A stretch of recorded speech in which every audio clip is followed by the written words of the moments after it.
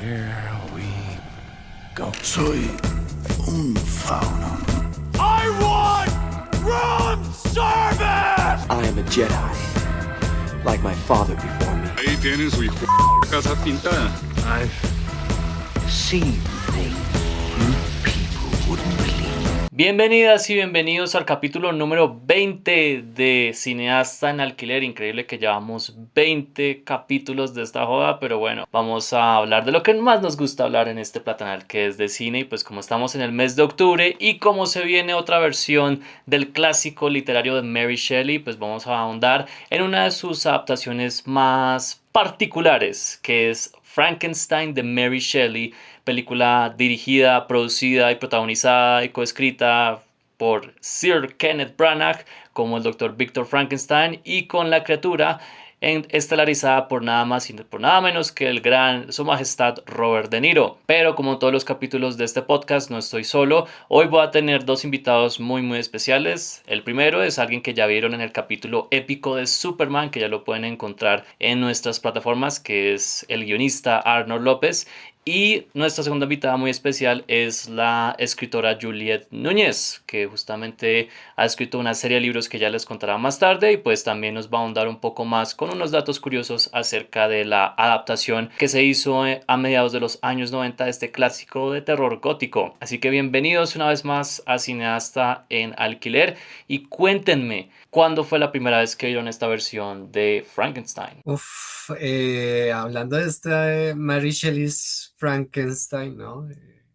Eso fue cuando empezó como a hacer como una seguidilla para una investigación aparte de Frankenstein, entonces era como tratar de verme todas las versiones, había así por haber que han hecho el personaje y pues resulta que esta es de las más curiosas porque viene apadrinada por el señor Coppola, entonces era como una vaina de hacer como la versión más fidedigna o más eh, fiel al libro dentro de esos monstruos clásicos de Universal, ¿no? Drácula, Frankenstein y el hombre lobo, y tener toda la espectacularidad. Entonces, sí, ese fue mi contacto como tal en una copia por ahí de dudosa procedencia.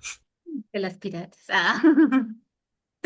Ay, no. Pues bueno, yo me acuerdo de haberla visto por televisión, me acuerdo mucho de eso.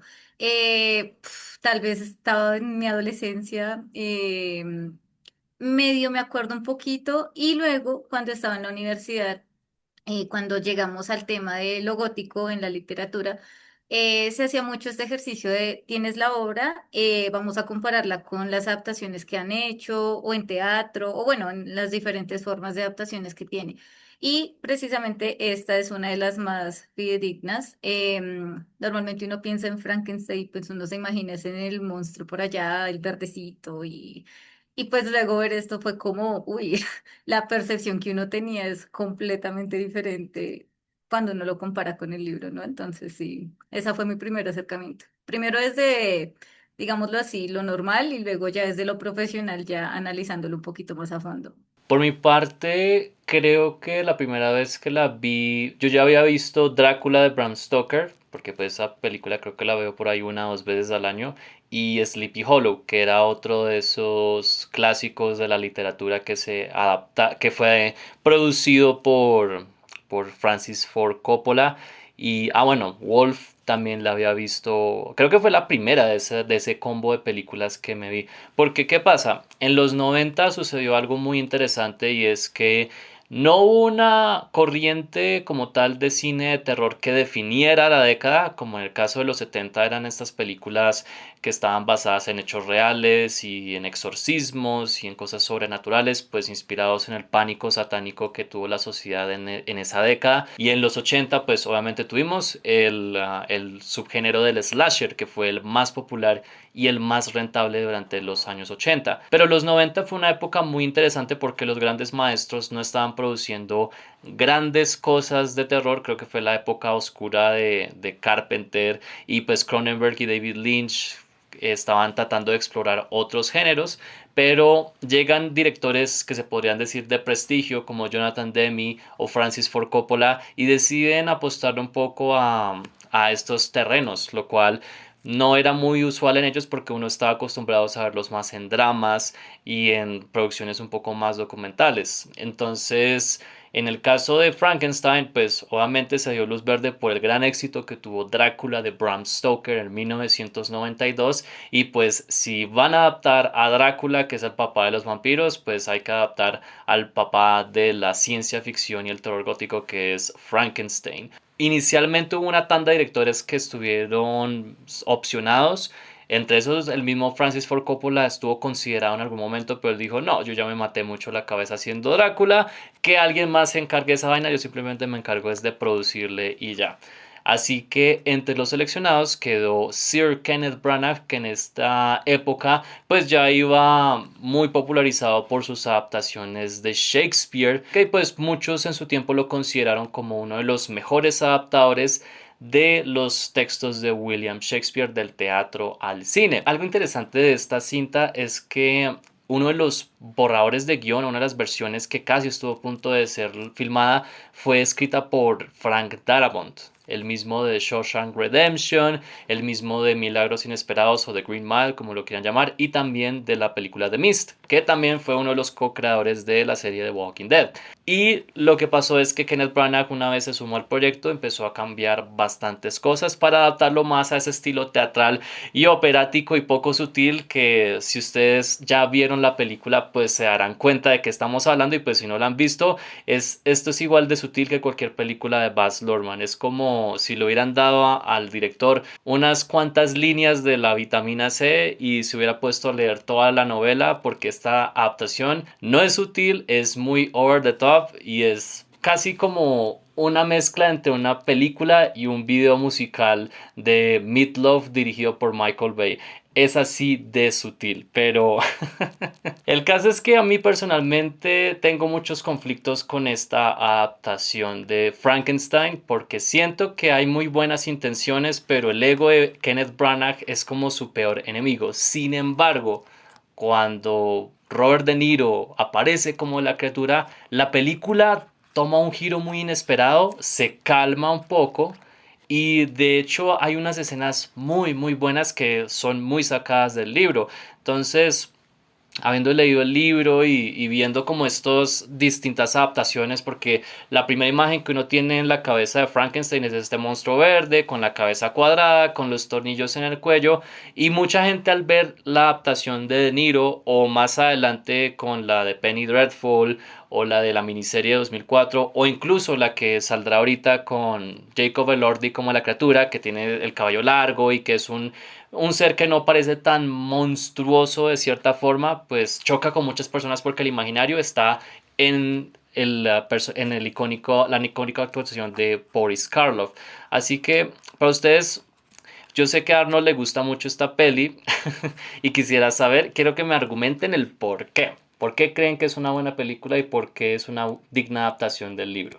Bueno, pues por mi parte, yo le tengo cariños a este Frankenstein porque sí es muy operático, sí, como lo decías, pero también siento que hay una cuestión de labrar como toda esa adaptación que tenía como un punto de giro a distanciarse de la Bram Stoker de,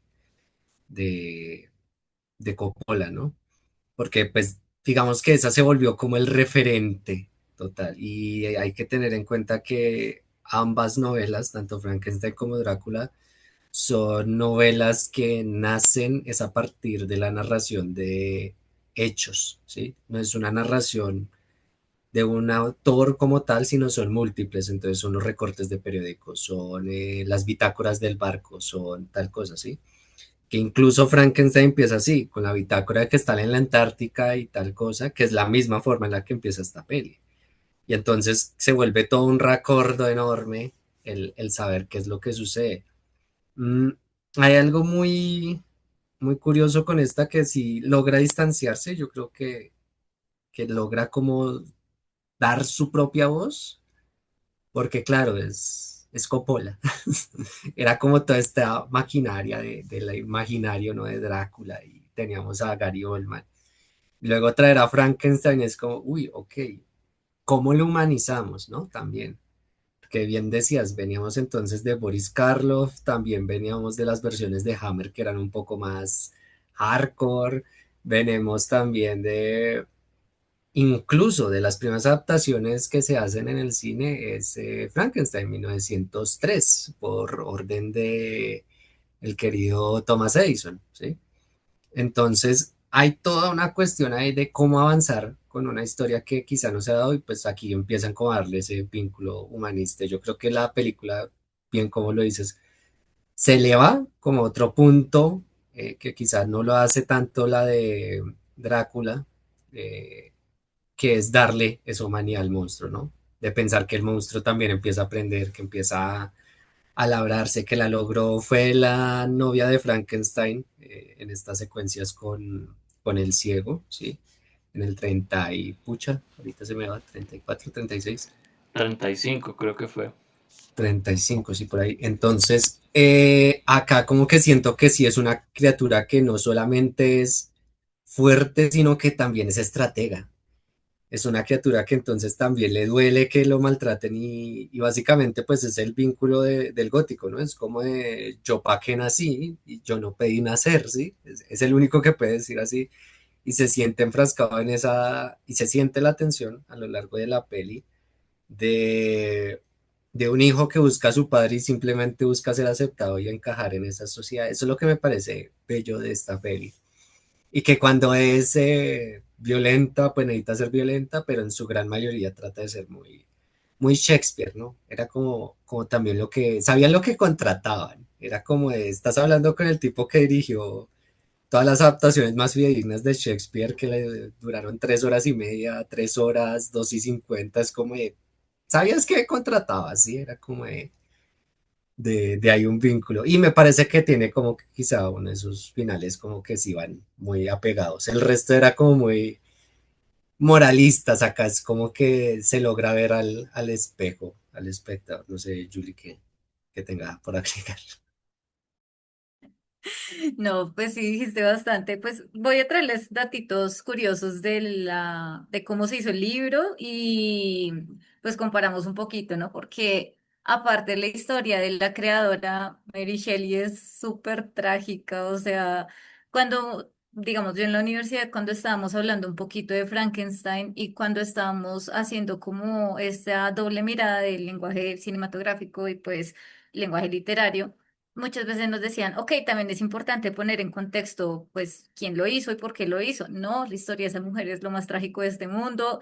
En el momento en el que ella escribió Frankenstein, todo empezó por no sé, una reunión entre amigos que decían, a que no crean un cuento de terror que nos asusten, y ella, a que sí, y pues así fue como básicamente nació Frankenstein, pero lo que de pronto uno no conoce mucho es que ella estaba sufriendo muchísimo, tenía un gran amor que era un poeta, Percy, y aparte, ya en ese momento cuando ella empezó a escribir eso, estaba cargando el dolor de 3 abortos.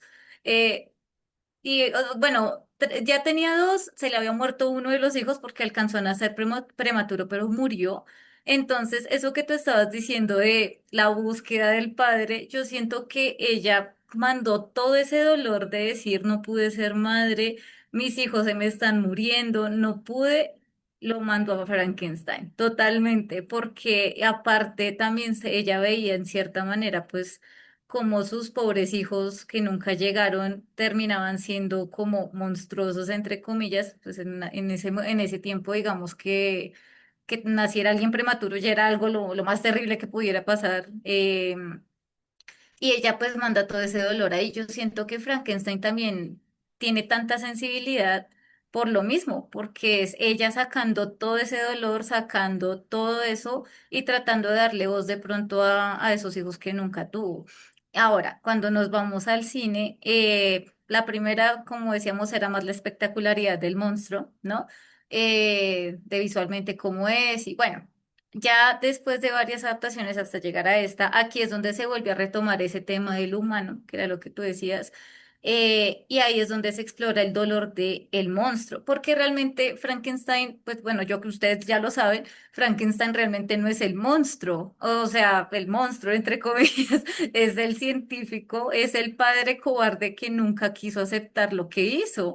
Víctor Frankenstein termina huyendo de su propia creación, diciendo yo lo hago porque puedo, pero en el momento en el que lo hace, que ese fragmento lo hemos visto con Arnold un montón, cuando se crea el monstruo, que Frankenstein es creado, pues ¿cómo hace Frankenstein? El imaginario que tenemos de la película antigua es It's Alive y la alegría de que está vivo. No, la realidad fue otra cosa. En el libro, pues fue como... ¿Qué hice? ¿Qué acabo de hacer? ¿Qué es esto tan horrible? Yo no quiero hacer parte de esto y el rechazo total, ¿cierto? Por parte del hombre diciendo, no, yo no quiero tener nada que ver con esto. Y Víctor Frankenstein termina siendo un cobarde, tan cobarde que ni siquiera le puede dar un nombre a la criatura y por eso pues en la novela se llama La criatura.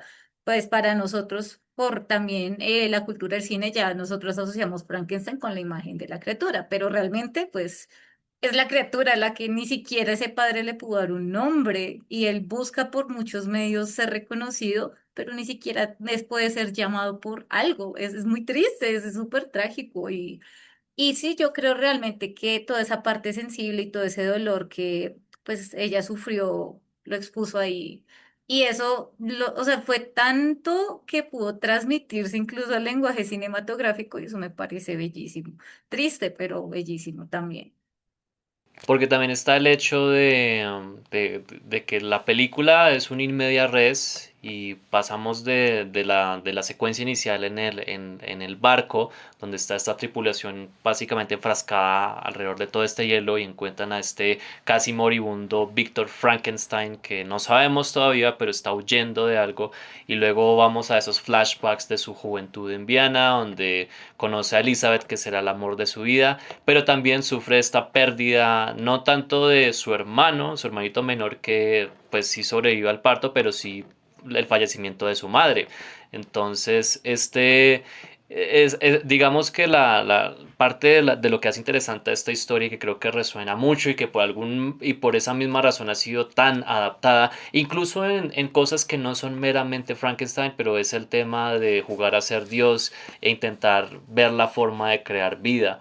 Entonces, eso creo que lo manejan muy bien en la cinta, aunque la ejecución sí tiende a ser bastante... Especialmente creo que es esa primera hora como tal, donde tenemos todas estas secuencias que obviamente en un libro te puedes tomar un poco más de tiempo para tener momentos íntimos o detallados con cada personaje, pero eso es una película que si no estoy mal dura menos de 2 horas, entonces hay muchas cosas que entiendo el por qué tenían que darle este ritmo tan acelerado, pero Branagh no tenía que ser tampoco tan acelerado porque es que hay momentos en que sí queríamos ese drama, pero se pierde un poco por este ritmo tan rápido que le da el director y pues también se transmite a la escena de la creación que de hecho, o sea, el escenario es una combinación casi de todas las adaptaciones que hemos visto previamente.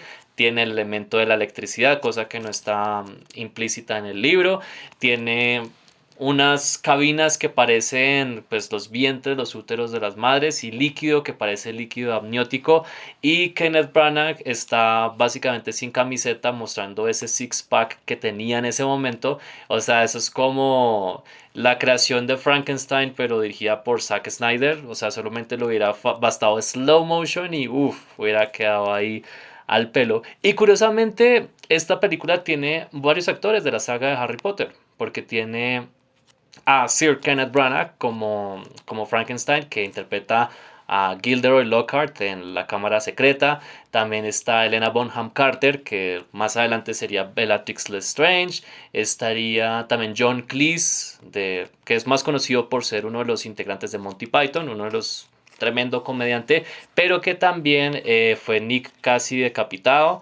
Y que acá en Frankenstein hace una actuación bastante seria y muy distinta, por lo cual al principio no lo reconocí porque lo maquillan de cierta forma que no parece John Cleese, pero después uno se da cuenta, ah, ese es el man que camina raro en Monty Python.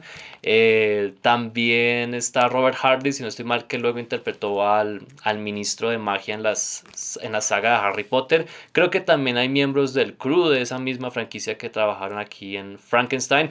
Obviamente no olvida a Tom Hulce que interpretó a Mozart en la magistral Amadeus y pues Sirian Holm que también estuvo en la saga El Señor de los Anillos, en Alien, Quinto Elemento, Brasil y en muchos otros clásicos más. O sea, el elenco como tal creo que está muy bien construido, tienen unas muy buenas actuaciones a pesar del material tan rápido y tan loco y over the top que tiene Kenneth Branagh. Pero sí una cosa que me encanta y que ya lo había mencionado es que Robert De Niro, una vez él entra en escena la película, toma un giro muy inesperado y se toma el tiempo para respirar y para darnos un poco más de ese trasfondo de la novela que siento que sí le hizo más justicia, por ejemplo con la secuencia del ciego y de la familia y pues esa primera conversación que tienen padre e hijo sobre la creación, donde hay una línea muy linda donde él pregunta, creo que la criatura pregunta si él tiene un alma. Entonces, eso es un momento bastante poderoso que hace que todo ese tramo se sienta muy bien y que ya llegando al final de la película, cuando pues tenemos que mostrar todos los efectos especiales y todos los planos que van a aparecer en los trailers, pues se sienta un poco más justificado y pues nos conlleve ese tristísimo final que tiene la peli. Entonces, digamos que, ¿qué percepción tienen ustedes acerca de esta era en particular de los 90? Porque tuvimos Drácula, tuvimos Frankenstein, tuvimos Wolf, tuvimos incluso una versión de Dr. Jekyll y Mr. Hyde que fue Mary Riley, que fue protagonizada por Julia Roberts, y pues esto culminaría con Sleepy Hollow. Y para mí creo que fue como esa transición a lo que se llamaría como terror elevado, por así decirlo, aunque yo la verdad odio ese término, pero digamos que era como con esa mentalidad de que estaban muy avergonzados de ser asociados con terror, pero aún así les dieron estos presupuestos altísimos a estos directores de autoría para hacer unas propuestas que la verdad creo que son interesantes porque no es que sean atemorizantes o terroríficas, pero ciertamente tienen una calidad técnica y actoral que muchas pelis desearían tener. Yo por mi lado creo que es que los 90 yo siento que es como el periodo de transición. Todavía no se define porque veníamos muy llevados de los 80 de diferentes géneros, ¿no? El slasher, de por sí como toda esta vaina de las maldiciones, que la casa embrujada, que sí, hay como una transición ahí rara que resulta también como no solo en tomarse en serio o pues decir como que el género puede ser más serio, ¿sí? Sino también como de recapsular y remitificar nuevamente, así como darle su valor y su peso pues a todas estas adaptaciones, ¿no? Quizá la más fallida es Wolf, es como la más rara, es como si es un hombre lobo, pero no es un hombre lobo. Y en ese sentido funciona mucho más un hombre lobo en Londres, American Werewolf en London, que me parece brutal, es una transformación quizá de las más icónicas. Pero en el tema de Frankenstein es que sí sigue siendo un personaje que uno a cada rato se lo está cuestionando de diferentes maneras, ¿no? Ayer estábamos con Julie viendo Tronares y salió otra vez la referencia a Frankenstein y es como, pero mi hermano en Cristo los persigue ahí hasta en la IA, es muy notable. ¿Por qué? Porque siempre hay una cuestión de ese ser. Y en los 90 pues sí da como ese pie como a empezar a cuestionarse como elevado, pero yo diría como que se lo toman como de que sí se pueden hacer las cosas como tan en serio, de que se puede elevar el presupuesto y se pueden conseguir cosas, pero que también resultan muy creativas, ¿no? De por sí, el hecho de que Kenneth Branagh toda su puesta en escena sea como si estuviera la cámara bailando ahí, como si fuera un vals en varias escenas, y mostrar pues toda la escenografía, ¿sí?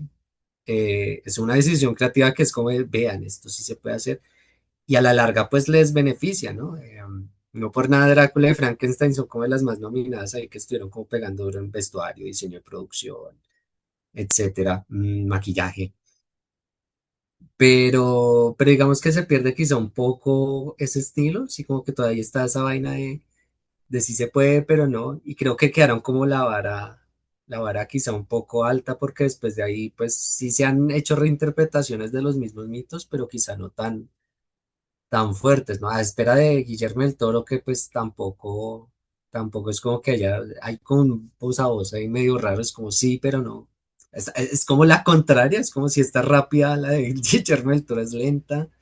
Entonces, no sé, es raro. Los 90 pues, sí fueron con una sensación rara, pero que a nivel de terror sí deja como la puerta abierta. Siento que es quizá como un Requiem, ¿no? Antes de poder pasar a algo nuevo. Pues por mi parte, a mí esa parte de los 90 me pareció muy interesante porque empezaron a agarrar de nuevo los clásicos, digámoslo así, pero no solo del cine, sino también de la literatura. Pues también Drácula nace también precisamente de toda la parte gótica y es como, bueno, estas historias no por nada han trascendido tanto, volvamos a mirar, echémosle otra revisada a ver qué podemos ver. Y yo creo que ahí, después de haber pasado por lo sorprendente, entonces dijeron, ok, vamos a tratar de irnos como un poquito más al corazón, no me gusta decirle el corazón de la historia, qué es lo que realmente nos está contando y cómo lo podemos transmitir. A mí, por ejemplo, por eso yo creo que Drácula, o sea, cuando uno piensa en Drácula, uno piensa mucho en Gary Oldman también, ahora por eso mismo, porque es más como, ay, yo sí siento que realmente tanto el peligro como el deseo, en esta de Frankenstein siento el dolor, aunque es muy triste porque a mí me parece que esta adaptación no es tan conocida, precisamente porque se eclipsa por la imagen del monstruo clásico, pero ahí sí se ve toda la sensibilidad, todo el dolor, porque esa escena precisamente donde él empieza a hablar y pues que es rechazado totalmente por su aspecto, pues eso es algo que resuena hasta nuestros días, el no pertenecer, la búsqueda y la aprobación de los otros. Y me parece que visualmente sí fue todo un hit, todo, ahí sí le dieron completamente a lo que el libro yo creo que quiso explorar desde un inicio. Y claro, es cierto que sí queda a veces un poquito corto porque precisamente la novela es epistolar, ¿no? Entonces son ¿cuántos puntos de vista hay aquí en la novela y cómo hago para adaptar todos estos puntos de vista visualmente? No, y pues toca seguir, cortar cositas y tratar de seguir una línea narrativa porque si no va a ser muchísimo más complejo. Esperemos a ver cómo sale esta nueva adaptación. Yo a Guillermo del Toro le tengo mucho respeto, pues yo creo que todos acá le tenemos mucho respeto a Guillermo del Toro porque pues él precisamente sabe cómo tocar la sensibilidad de los que no pertenecen, los monstruos, y cómo igual pueden explorar lo humano pese a el aspecto o pese a estar en situaciones muy complejas. Entonces, pues eso espero y pues no, sí, o sea, no es tan conocido tal vez porque no fue tan espectacular, pero sí me parece que visualmente sí, mejor dicho, le dieron muchísimo como cariño, trabajo, dijeron, ok, vamos a ver cómo está descrito y tratemos de no hacerlo igual, pero démosle nuestro propio punto de vista sin alejarnos tanto de la obra. Me parece muy, muy chévere, muy chévere. A mí me alegra que por lo menos no trataron de emular el look del Drácula de Bram Stoker, que es lo que en película de estudio obviamente hubieran hecho como que esto fue un hit, entonces vamos a replicar la estética, vamos a replicar el estilo.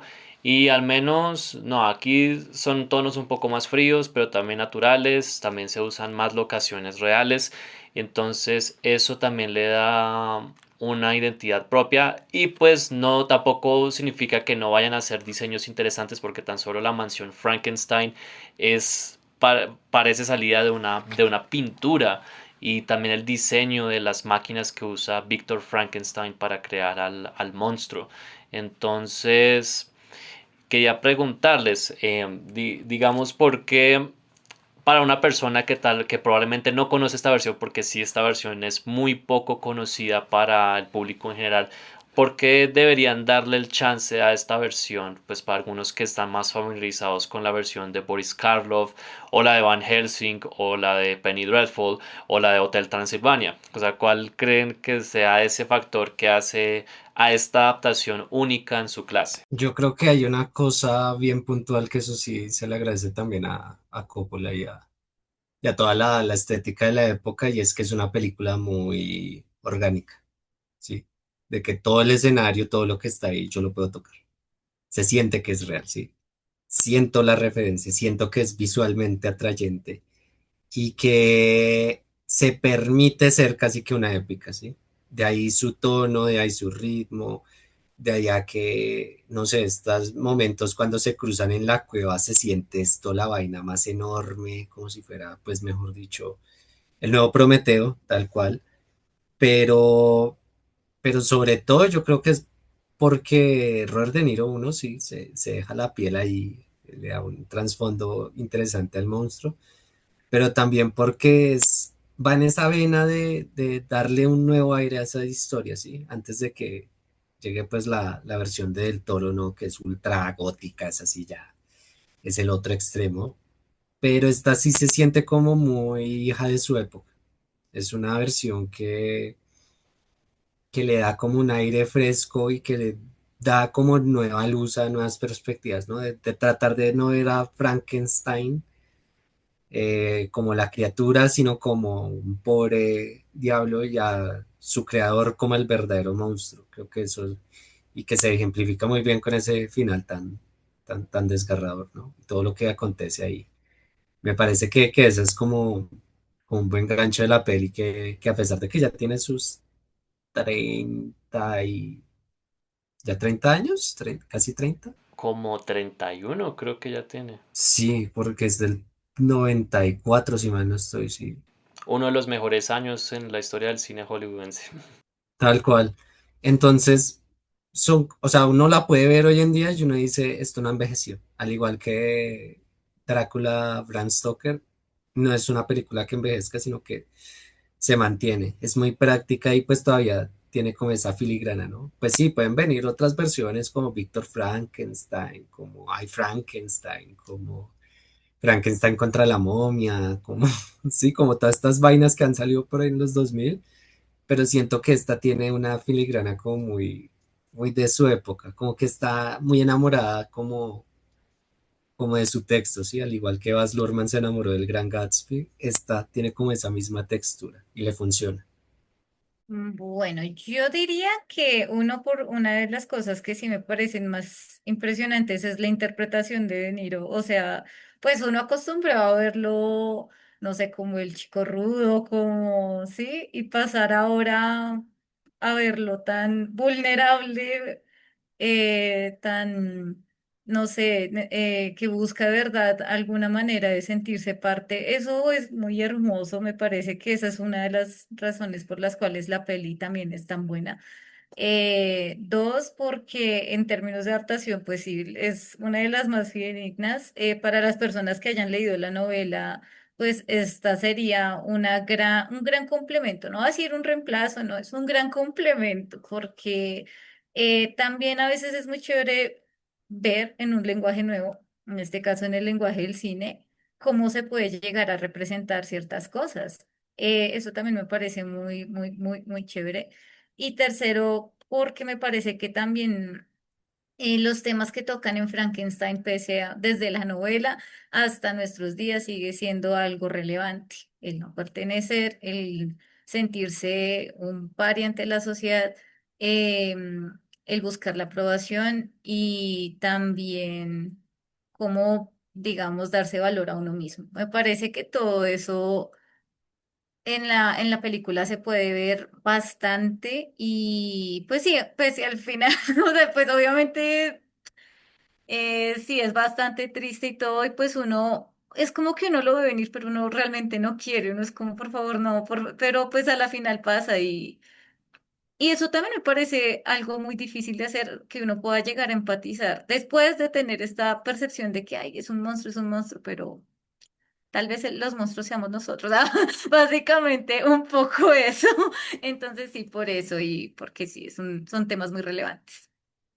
Muchas gracias por esas respuestas. Y ya para ir acabando con este monstruoso capítulo del moderno Prometeo, dirigido por Kenneth Branagh, quisiera preguntarle a ustedes cuál es su escena favorita de esta adaptación del 94. Yo creo que mi escena favorita, hay varias, pero yo creo que me voy a quedar con aquella primera persecución, donde literalmente él está viendo todo ese choque entre la vida y la muerte y cómo es que todo lo empiezan a perseguir simplemente porque es alguien más y terminas escapando de todos estos aldeanos porque se mete en un carruaje lleno de muertos.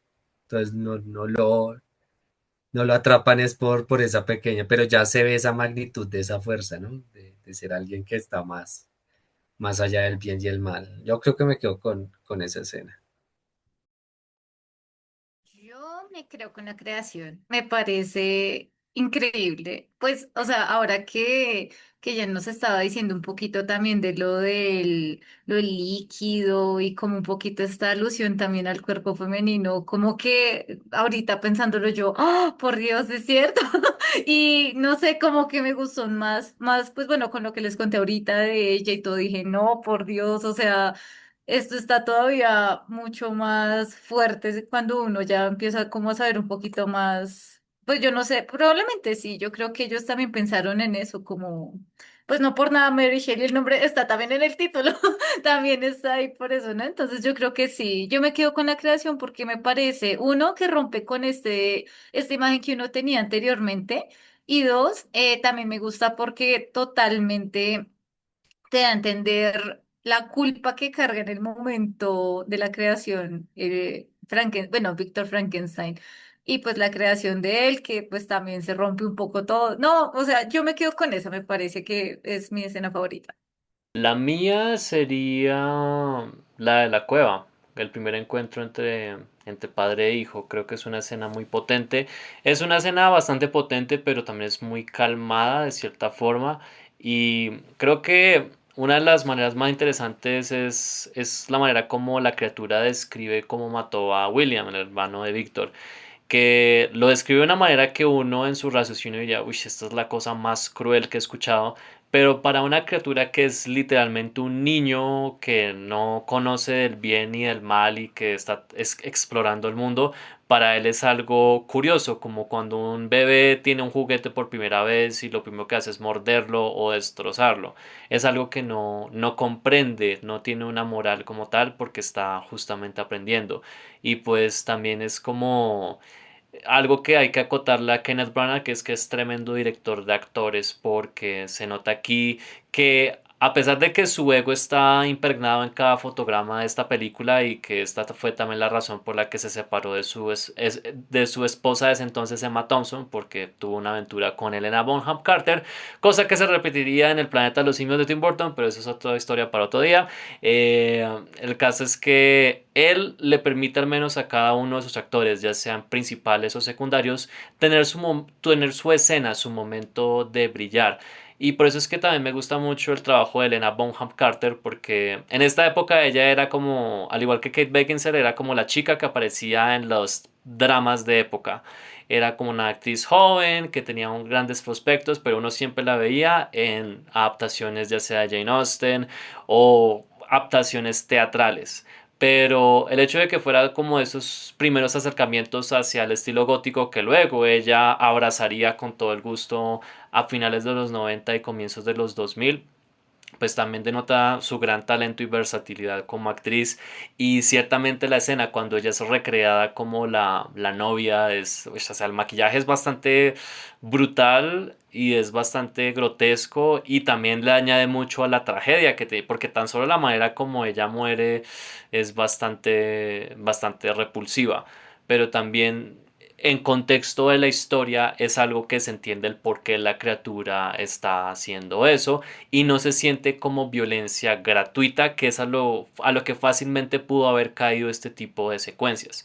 Entonces, creo que ese talento que él tiene como director de actores, pues permite que cada uno tenga unas escenas muy memorables y pues De Niro cada tiempo que esté en pantalla se come cada una de sus escenas y el look de él creo que no ha sido tan replicado por otros Frankenstein, lo cual me parece muy acertado porque es un look único, es muy distinto a lo que uno acostumbra a ver al monstruo. De hecho, él como actor de método también entrevistó a varias personas que nacieron con labio leporino, con, digamos, con discapacidades físicas para meterse más dentro de la piel de un personaje que está hecho de diferentes partes humanas. Así que por eso es que cuando voy a volver a ver escenas de la película, la escena de la cueva para mí es la que siempre prefiero ver. Y pues hay que también acreditar a la música de Patrick Doyle, que es el compositor fetiche de Kenneth Branagh, que da una orquestación bastante bombástica, fantástica, es bastante épica de cierta forma y le añade mucho a las escenas, especialmente la escena de la creación que creo que le da un ritmo muy espectacular, así sea un simple egomaníaco sin camiseta deslizándose por diferentes tubos que parecen líquidos amnióticos, o sea, es algo que le da como esa grandeza que creo que estaban buscando en la época de los 90 y bueno, como bien sabemos, ya se viene la nueva adaptación de Frankenstein dirigida por nuestro querido Guillermo del Toro. Ahorita se estrenará en Netflix el 7 de noviembre. ¿Y qué expectativas tienen acerca de esta nueva adaptación? Bueno, ya lo he mencionado un poquito antes, pero yo tengo un poquito mucho, muchas expectativas porque si yo pienso en directores que pueden dar esa sensibilidad a los monstruos, pienso en Guillermo del Toro, totalmente. Incluso tomar el tema, bueno, la película de Pinocho, en live action iba a decir, en stop motion, cuando la hizo, yo lloré terrible, yo dije, no puede ser que incluso hasta le dio toda la vuelta a un cuento infantil, transmitiendo también un poco otro estilo, y también transmitiendo un poquito el conflicto social. Yo dije, si solo pudo hacer con un cuento infantil, si lo ha hecho con películas como The Shape of Waters, bueno, básicamente toda su filmografía que le vemos como ese tono humano, yo espero de que también lo haga acá, probablemente sí. Sí he escuchado también los comentarios que Arnola, bueno, los dos lo hemos escuchado sobre, pero tal vez sea muy lenta y eso me preocupa un poquito porque es cierto que uno puede caer por ser tan fidedigno en eso, por la novela, lo que hablamos ahorita, los diferentes puntos de vista, que claro. En una novela tú te puedes detener de escribir porque pues no hay afán, o sea, te puedes tomar el tiempo y las palabras necesarias para hacerlo, pero en lo audiovisual a veces eso puede llegar a ser tedioso. Eso es lo que sí me preocupa, espero que no sea tan así, pero ese tal vez sea como mi miedo, pero el resto yo sí creo que le va a meter mucha humanidad al personaje. De por sí que aquí ya hay mucha. Vamos a ver, porque también el actor que va a ser pues de la criatura. Bueno, se podría decir que es un monstruo en euforia, pero pues, sí, no es como una especie de monstruo, pero acá vamos a ver cómo se va a representar. Es un buen actor, pues yo sí le tengo bastante fe también, así que pues más a dirección de Guillermo del Toro, yo espero lo mejor, así que sí. Sí, yo también espero como lo mejor de la versión de Guillermo del Toro, pero sé que en lo visual no me va a decepcionar. Lo que he escuchado es que se acerca quizá un poco más a Crimson Peak o a Nightmare Alley. Entonces, uno ya sabe cómo a qué atenerse con esas dos referencias. Y por el otro lado, yo creo que sí, puntualmente lo que a mí más pues no me preocupa, pero sí como que me causa interés es ver cómo mezcló esa practicidad con todo eso, ¿no? En un momento donde la IA y la sobresaturación de efectos especiales, Frankenstein tiene esa textura muy matizada de vamos a hacer todo práctico, o lo que se pueda hacer práctico lo haremos práctico. Entonces, si esas son como mis expectativas, igual es casi que el sueño de, ¿no? Es como, es una figura que él siempre ha buscado, siempre ha representado en todas sus pelis, ¿no? Hellboy, Pacific Rim incluso, Nightmare Alley, sobre todo, ¿no? Como esa dualidad. pero ya verlo acá, ya full, toca ver qué sucede. Entonces, pues sí, expectantes, pero lo único que tendría como de queja es que quizás se vaya a quedar solo en el streaming, ¿no? Porque toda esa factura que se ve, creo que merece ser vista es en cine. Y creo que esta es una peli que sí, definitivamente necesitaba por lo menos unas par de semanas en salas de cine, así sean cines muy seleccionados, pero en Estados Unidos afortunadamente y desafortunadamente sí pudo hacerse eso, pero muchos comentan que era muy difícil conseguir cines cercanos para poder ver la película en pantallas IMAX porque hubo unas funciones especiales en IMAX que se dio el fin de semana pasado. Y sí es una lástima porque esa es una de esas que uno dice, uff, esa sí me encantaría verla en pantalla grande. Así como hay algunas películas que uno ve en cines ahora y dice, esta porquería porque está en pantalla grande, eso debería estar en Netflix. Entonces, es un poco lo injusto en ese aspecto. Yo por mi parte estoy de acuerdo con Arnold de que la estética siento que va a ser un 10 de 10 porque eso es algo que siempre se le acota a Guillermo del Toro, incluso en sus películas más flojitas, es que la estética, la fotografía y la dirección de arte y maquillaje siempre va a ser increíble. Yo creo que ya me atengo a que sea como un romance gótico en vez de una historia meramente de terror, porque a Guillermo del Toro le gustan sus monstruos, ellos nunca, no van a ser casi los villanos de la historia, entonces eso por mí ya está más que cantado. Y pues yo espero que Jacob Elordi haga un buen rol porque ciertamente esto es fuera de su elemento, él siempre lo vemos como este australiano de 2 metros, bonachón que podría ser un James Bond, pero él, como ser deforme, sí es algo que me parece que es una elección muy interesante porque originalmente Andrew Garfield iba a ser del monstruo, pero por cuestiones de agenda tuvo que ser reemplazado por Jacob Elordi. Entonces, de hecho, años atrás, cuando el proyecto se iba a hacer por Universal, el que iba a hacer de la criatura era Doug Jones, que es uno de los colaboradores más frecuentes de Guillermo del Toro. Y yo creo que lo hubiera hecho fantástico, pero el hecho de darle reto a un actor que no solemos asociar a este tipo de papeles, creo que se me hace muy interesante, al igual que Robert De Niro, que siempre conocemos por sus roles dramáticos o incluso cómicos, o como el gángster de las pelis de Scorsese o de Palma, haciendo un rol de una criatura como estas, pues es algo que uno no piensa al principio, pero una vez que lo ves en pantalla, brilla absolutamente. Así que nada, chicos y chicas, muchas gracias a mis invitados Arnold y Juliet por haber sido parte de este fantástico especial de Frankenstein de Mary Shelley o de Kenneth Branagh o de Francis Ford Coppola. O sea, es un montón de gente involucrada en esta producción. Y pues antes de irnos, ¿dónde podemos encontrarlos y qué se viene para ustedes? Bueno, por mi parte me pueden encontrar como Crazy Movie Joker y también en Cine Efervescente, que todavía ahí seguimos subiendo reseñas. Vamos a hacer una pausa ahorita este mes de noviembre, mientras terminamos de ajustar cosas para Bogo Shorts, para ahí hacer nuestro itinerario anual del Fantástico, ¿no? Y que tienen su noche Frankenstein, pues aprovechando acá, entonces, la cuña. Pero, pero sí, este año entonces es sobre Volver al Futuro, entonces pues hay una selección de cortos sobre el tiempo que vale la pena mucho ver y pues ya, eso sería como todo por ahí, pues hemos estado rondando con el BIF, con diferentes proyectos, entonces ahí siempre que quieran escuchar crítica o leer crítica en cualquiera de las dos cuentas, pero en especial Cine Efervescente. A mí me pueden encontrar en Instagram como Just by Cat. También estoy en Cine Efervescente, yo soy la escritora de Cine Efervescente, soy quien hace no críticas, sino análisis. Son más análisis como de las diferentes películas. Probablemente esta semana va a haber una nueva, probablemente. Y también, bueno, yo soy autora de varios libros en Ita Editorial, como A la sombra del delito, como... bueno, hay varios, realmente son varios, pero el que más ahorita recuerdo es A la sombra del delito. Igual, probablemente si ustedes me buscan en Ita Editorial, ahí aparezco, ponen mi nombre y aparecen todas las obras en las que estoy publicadas, que estoy en varias antologías. Y también en los análisis de cine efervescente.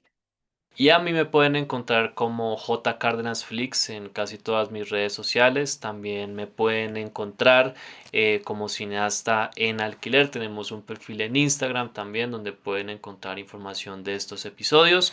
Ya estamos 20 capítulos como tal, ya casi se acaba octubre, ya casi viene noviembre y pues hay muchas cositas que hay por ver. Así que gracias una vez más a mis invitados por haber sido parte de este capítulo y gracias a ustedes, queridos oyentes y espectadores que nos siguen desde YouTube y YouTube Music. Recuerden que todos los miércoles vamos a tener un capítulo diferente en Cineasta en Alquiler y espero que los disfruten. Tienen la playlist ahí en YouTube para que la puedan escuchar o ver desde donde sea, a la hora que sea, ya sea desde su casa, desde su trabajo, desde el gimnasio, desde el bus. Y si la película está muy aburrida, pues aprovechen y escuchen más bien el podcast, que se van a entretener mucho más que viendo esa peli. Así que un abrazo enorme para todos ustedes. Descansen y nos vemos este Halloween. Chao, chao.